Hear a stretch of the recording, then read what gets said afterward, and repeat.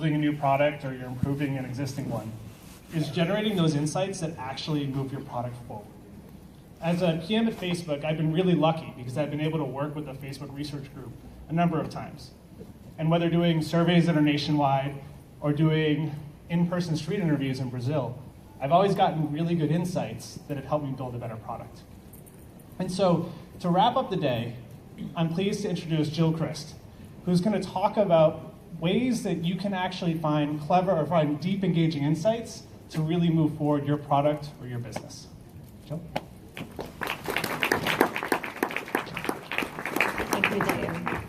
Hi, everybody. I'm Jill Christ. I'm a research manager at Facebook.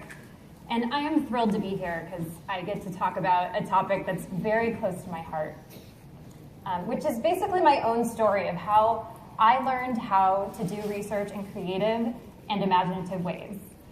So I'm going to share with you 3 research hacks today that you can use to help you reimagine a problem you're working on and to step up as visionary leaders in your organizations.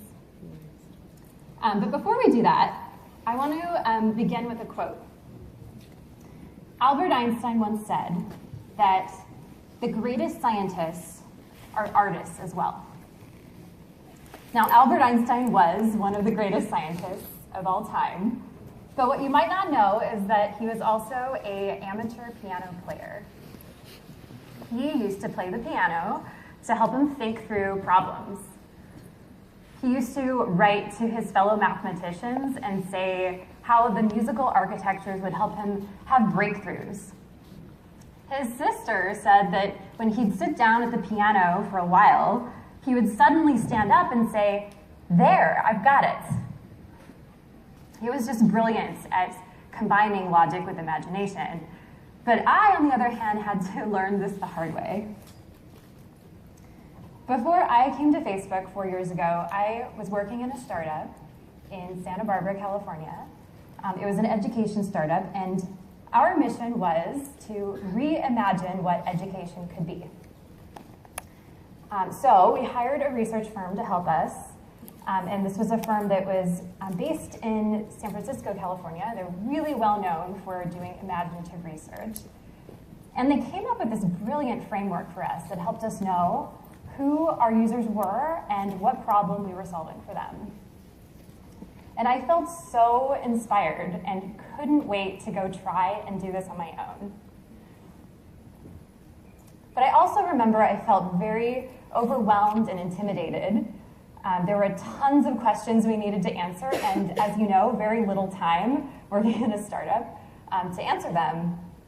And it's funny because these are very similar questions that we're asking ourselves now at Facebook as we build our products. These are questions like, who are we building for? And what problem are we solving for them? This is what the consulting firm helped us understand.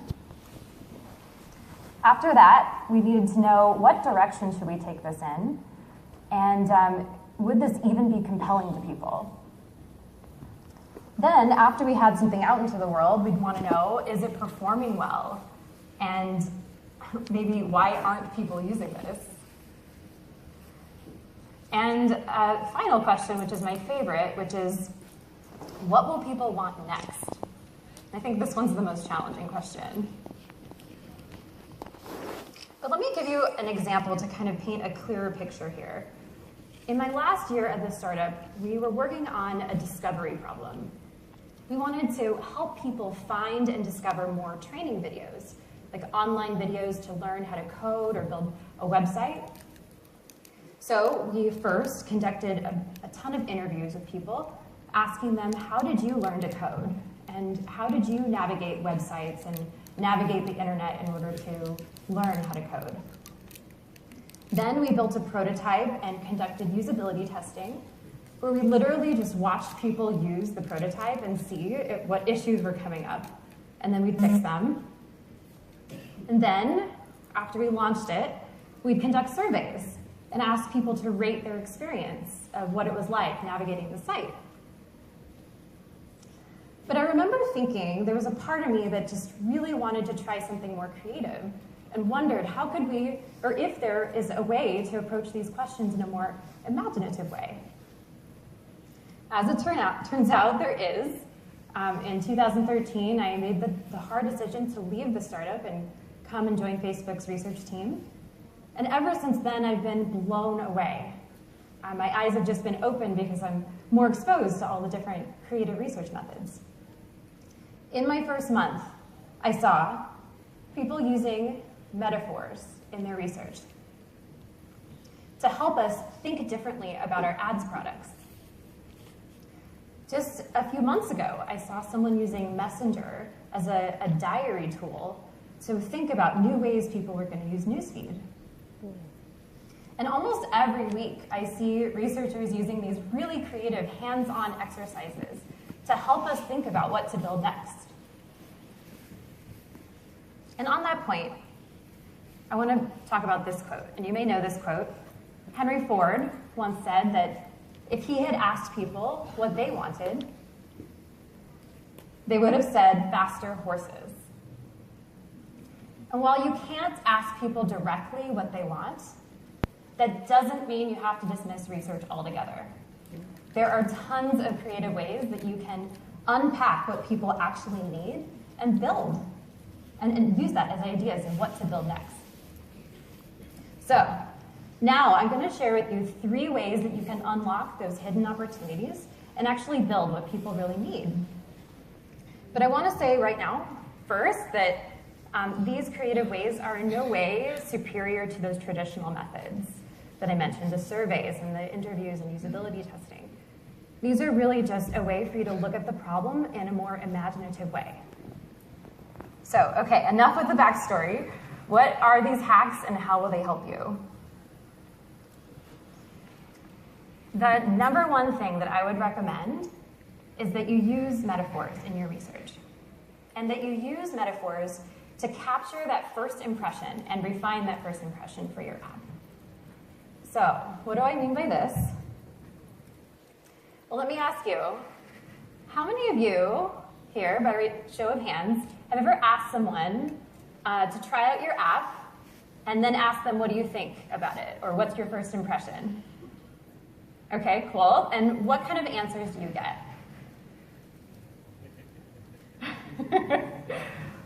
Maybe not something that's very actionable for you, right? Or very useful for you. I find that people are very long-winded in their answers, and that's just because people have a hard time putting their feelings into words. I also find that people have, they use a lot of technical jargon when they answer this question.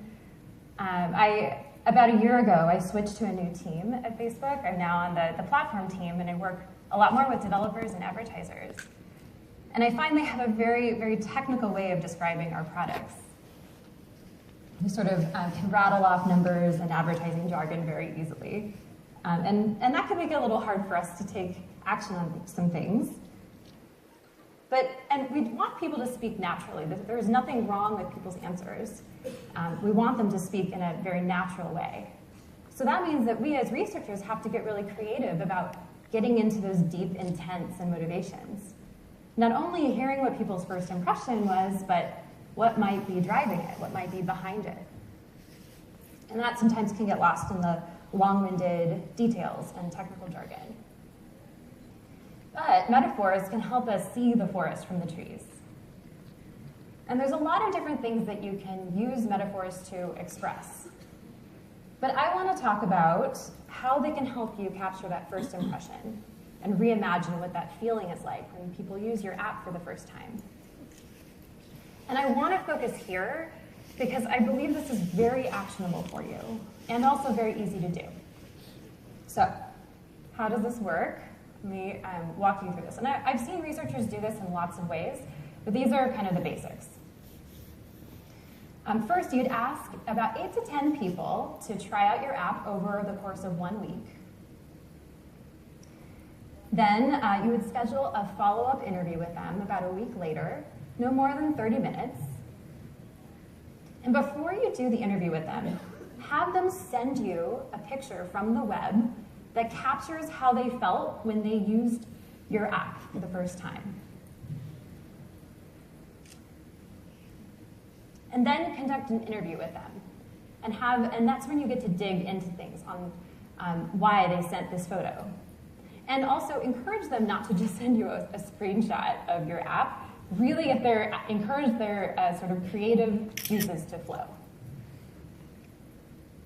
So it's easy enough. This isn't too hard, but you might be wondering what you might learn from doing this and what you might get out of it. Well, you and your team may think that your app is like a jaguar because it's going to purr, or that it is something that empowers people. It's like the smart kid in class who helps you perform better on your test. This is something that actually an advertiser told us about our Power Editor product because they noticed their ad performance was improving. Or maybe your app needs some love. Maybe it's like the neglected kid that doesn't get attention unless it throws a fit. But the real power here is in how it drives impact on products. A couple of researchers used this approach when they were trying to kind of rethink one of the products they were working on. And the goal was really just to empathize with what that feeling was like using the product for the first time. And they noticed in interviews and in surveys that people were feeling like it was confusing and hard to use. But it wasn't until they saw people choosing images like this. A person hiking uphill, because they said that it felt like an uphill battle in many ways. Or a photo of a maze, because they felt like they couldn't find the exit and they might get stuck inside. This was when the team finally understood they had a problem. And this inspired a whole redesign of one of our products, one of our ads products, to make it much more simple and easy to use.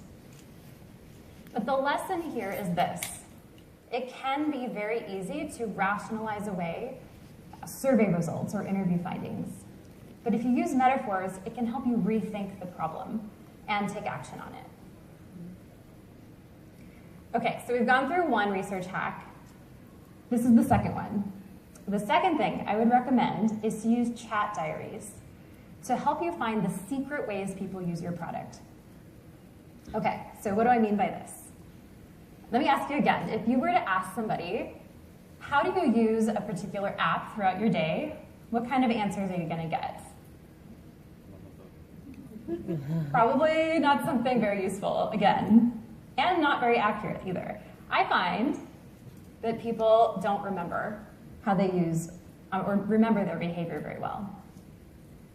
I use an app, I live in Seattle now, and I use an app called One Bus Away. And if you ask me this question, I might just say that I use it at the beginning of the day and at the end of the day when I need to catch the bus. But really, I'm checking it when I'm getting ready in the morning and when I leave the apartment and when I'm in the elevator and when I'm running to the bus and when I get to the bus stop, I'm refreshing it to see, can I catch the next bus or did I miss this one? And I just forget those details. And it's the same thing if you were to ask someone how often they check their email or how often they go to the gym. And if you ask someone how often they go to the gym, they might actually overestimate. Diary studies are a great fix for this. This is a traditional research method that encourages people to journal their way through an experience. And this allows us to study people's behaviors over time. People literally will record journal entries at the beginning of the day or the end of the day. But again, people tend to over-summarize their behaviors and experiences, or they may not remember why they wrote something down. But one researcher at Facebook found a great hack for this. She used Messenger as the diary medium. And she did this because she wanted to be able to probe people on the fly and ask them questions as they sent in their journal entries. And this was great because then she could understand more about people's motivations before they forgot about them at the end of the day. So let me show you how this works. Let's say that you want to find out what are the different reasons people are using my app. Well, you would basically ask 6 people to join a one-on-one chat with you. Then you would ping them 3 times a day at 10 a.m., 1 p.m., and 8 p.m. And then you ask them these 3 questions. When was the last time you used this product? What motivated you or triggered you to use this product? And how long did you spend using it in this way? You start to collect screenshots and photos and their thoughts and their feelings right there in the chat log. And then on the fly, you can start to dig into the why. And this is where the magic really happens. Since you know that you have them out there in the wild holding your product in their hands, you have this opportunity to dig into their experience, right? Like you can ask them questions, like a conversation. It has this benefit of almost sitting right next to them. Okay, so this is easy enough too, right? But you might be wondering, what will you learn from this and what will you take away? What this does is it allows you to go from what was a flat list of use cases, those motivations and triggers for why people are using your app. And you can start to see how these use cases play out over time. One researcher used this for a study she did on Newsfeed because she wanted to understand what are the most common ways people use Newsfeed and how can we fine-tune it to better suit those needs. Another way that you could use this kind of data, once you've collected all this stuff in the chat logs, is to see how these use cases compare with how much time it was spent in this way. Another researcher used this method to study how people consume video on Facebook. And what he did was he was able to plot out which use cases took the most amount of time. And this might be useful for you if you want to trim down certain tasks like transactions, or if you want to encourage people to spend more time on other tasks. Okay, so those were the first 2 research hacks. Now is the final one, and this one is my favorite by far, which is to use hands-on exercises and activities to find that deep inner conflict and deep emotion behind a problem, and to have that inspire what you build next. So let me tell you what I mean. Okay, one more time. If you're going to ask someone what they will need in the future, what will they say? I know you know this one. Yes. They will say a faster horse, just like Henry Ford said. And that's just because people just get stuck in their own mindset, their own worldview, and it's really hard to predict future behaviors and what you might need in the future. But that doesn't mean we have to dismiss research altogether. There are a lot of creative ways that we can do this and unpack what people might need in the future, or what their unmet needs are right now. One researcher at Facebook found a great hack for this. During a group interview with a group of developers, she cut out little rocket ships, put brand icons on each one of the rocket ships, and put them on the table, laid them out in front of the group, and then made everyone in the group debate which ones are going to take off in the future. She watched them push the rocket ships around on the table and listened to them debate and what arguments they were having. And there were some pretty heated debates, especially with how these brands related to their own businesses. And she especially listened to the why behind it, because what this did was it helped people open up about the strengths and weaknesses of these different brands and the larger trends in the ecosystem. This was a very creative way to approach a subject that might otherwise have been very dry. Several years ago, another researcher used a hands-on approach where she had people write a letter to social media ads. And they could pick any social media platform to write their letter to. And this was a homework activity that she had people do before she conducted in-home interviews with them. And when she came to their home, she started to sort of build rapport, and after a while, she had them read the letter aloud to her. And she was surprised. Everyone wrote to Facebook ads. But what she learned was more about the relationship to Facebook ads and what they expected from them and what needs were not getting met yet. People wrote, "Don't you know me by now? I love great food. Where is my 50% off coupon to my favorite sushi place? Don't know which one? You should. I've checked in there 1,000,000 times on Facebook." This, combined with a lot of signal from surveys and interviews, has helped us design and better rank content in Newsfeed. Before we conclude, I want to part with this. Using these creative research hacks has a greater purpose for all of us. And that is for us to have greater confidence in stepping up as those visionary leaders and dynamic innovators in our organizations. And Henry Ford was right. If you ask someone directly what they want, they're going to give you a logical answer, such as a faster horse.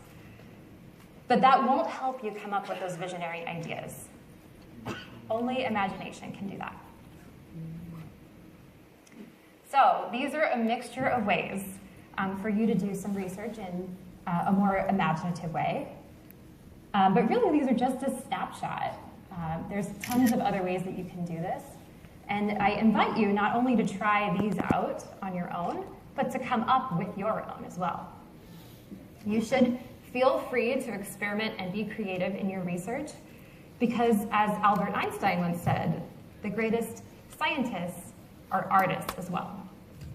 Cool. So please come visit us at our research booth and share your ideas with us. We're so eager to hear them. Ask us any questions you have about how we do research at Facebook. We'll have some handouts for you all as well. And thank you.